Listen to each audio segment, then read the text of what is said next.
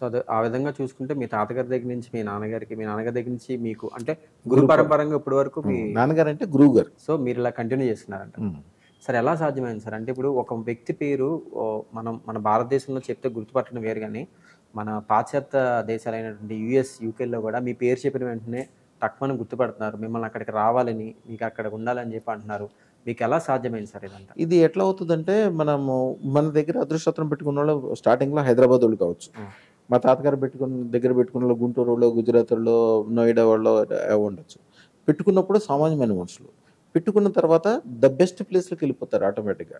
ఇప్పుడు మన నేనుండే ఏరియాలో ఉన్న మనుషులు దాదాపు 30% అమెరికాలోనే ఉంటారు. పెట్టుకున్న తర్వాత వీళ్ళు విదేశాలు ఎళ్ళిపోవటం వలన వాళ్ళ ద్వారా మౌత్ అనమాట. వాళ్ళ తాలూకా ఎవరికి ఏ కష్టం వచ్చినా, ఏ ఇబ్బందొచ్చినా, ఏ టెన్షనొచ్చినా అసలు వీళ్ళు బాగుపడాలి గ్యారంటీగా. ఆళ్ళ అబ్బాయి ఉన్నాడనుకోండి, ఎవరైనా ఏమనుకుంటారు, నా కొడుకు బ్రహ్మాండంగా బాగుపడాలనుకుంటారు. ఆళ్ళకి 2, 3 ఆలోచనలేముండవు.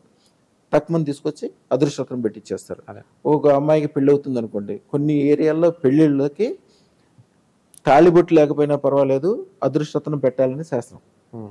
మన దగ్గర అదృష్టతను తీసుకెళ్ళి పెడితే, ఆళ్ళ జంట కొన్ని తరాల పాటు జనరల్‌గా పెళ్ళైన తర్వాత కొంతమంది తగువులని, ఇబ్బందులని, టెన్షన్‌లని ఏదో ఒక రకాల అయన్నీ ఉంటాయి. ఎందుకు ఏర్పడతాయంటే, పెళ్లి అంత చక్కగా చేసుకుంటారు. తగులాటాన్ని చేసుకోరు కదా! అవును. అసలు ఆ సందర్భమే రాకూడదు.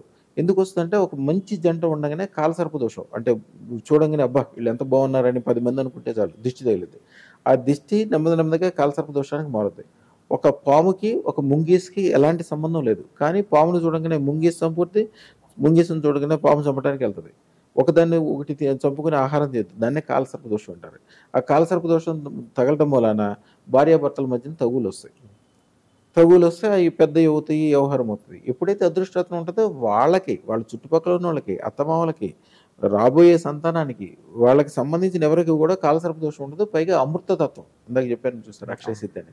ఆళ్ళందరికీ కూడా గొప్పోళ్ళవ్వాలి, మనం గొప్పోళ్ళవ్వాలి, అందరితోటి దండం పెట్టించుకోవాలి, మంచిగుండాలి, గొప్పగుండాలి. ఇయ్యే ఆలోచనలుంటాయి. ఇలాంటి వ్యవహారం ఉంటది గానీ, కాలసర్ప దోషం లేకపోవటం వలన వివాహాలు కంపల్సరీ వివాహాల్లో కొన్ని ఏరియాల్లో మన దగ్గర అదృష్టరత్నం ఒకవేళ ఇవ్వటం ఎప్పుడైనా ఇదివరకు రోజుల్లో ఆలస్యం కూడా అయ్యేది. ఆలస్యం అయితే ముహూర్తాలనే మార్చుకునేవాళ్ళు గానీ, మన అదృష్టరత్నం పెట్టుకుంటే చేయనే చేయరు. అలాగే కొంతమందికి జాతక దోషాలుంటాయి. కుర్రోడికి చాలా బాగుంటాడు, నచ్చుతాడు. లేతే అమ్మాయి చాలా బాగా నచ్చుద్ది. ఆస్తులు, వ్యవహారము, అందము, చందము అన్నీ నచ్చుతాయి. కానీ ఆళ్ళకి కుజదోషం ఉంటది. కుజదోషం అనేది కుజదోషము మామూలుగా మేము అసలు కుజదోషాన్ని లెక్కేయం. 8లో కుజుడుంటే మాత్రం అది కంపల్సరీ లెక్కేయాలి. 7లో కుజుడున్నా ఏం గాదు. మా అయితే తన్నుకుంటారు, పోట్లాడుకుంటారు, ఏం గాదు. 8లో కుజుడుంటే ప్రాణానికే ప్రమాదము. ఇంట్లో ఇల్లు మొత్తం గానీ, ఇంట్లో భార్యాభర్తలు ఒకళ్ళు గానీ గ్యారంటీగా ప్రాణం విడవటం లాంటిది అయిపోతది. అవును. అది నిరూపణ అనమాట. మీరెవరైనా కూడా 30 సంవత్సరాలు, 35 సంవత్సరాల వయసులో భార్యాభర్తలు కాకుండా ఒకళ్ళే వచ్చారనుకోండి. వస్తే గ్యారంటీగా మనం జాతక చక్రం కూడా చూడక్కర్లా. ఆళ్ళకి 8లో కుజుడు ఉన్నాడని లెక్కొస్తది. సింపుల్ అది.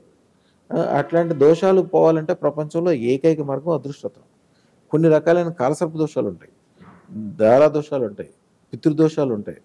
చేతబడులుంటాయి. అవును. కొంతమంది తెలిసి తెలవక రోడ్డు మీద ఎవరైనా ఎర్రనీళ్ళు పారబోసినా కూడా పట్టించుకోకుండా పోతారు. అదే.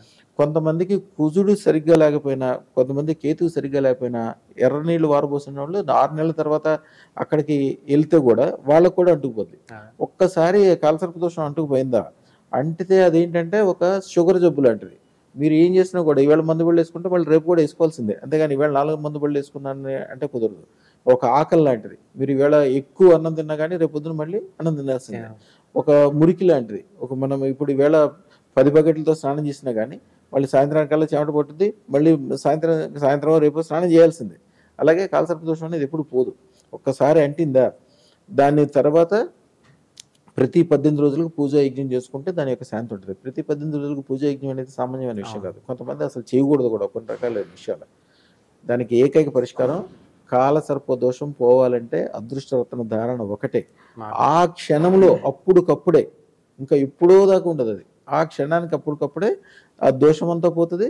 అదే మన దగ్గర షాపులోకి రాగానే బయటికెళ్ళేటప్పటికే చాలామంది చెప్తారు. అబ్బా! చాలా బాగుంది సార్. వచ్చేటప్పుడేమో మేమంతా మైండ్ నిండా ఏదో చీకట్లాగా, భారంగా, కళ్ళంతా ఇబ్బందిగా, టెన్షన్‌గా, ఒళ్ళంతా జ్వరం వచ్చినట్టు, ఏ పని చేసినా కలిసి రాకపోవటము, రోజు రోజుకి వెనక్కి వెళ్ళిపోతున్నాడు మాకు తెలిసిపోతుంది. అదే. వాళ్ళకి కాలసర్ప దోషం ఉంటే వాళ్ళు వెనక్కి వెళ్ళిపోతున్నట్టు వాళ్ళకి తెలిసిపోద్ది. అనారోగ్యాలు, ఇబ్బందులు, అప్పులు, టెన్షన్లు. మామూలు మనుషులకి ఇవన్నీ ఉంటాయి.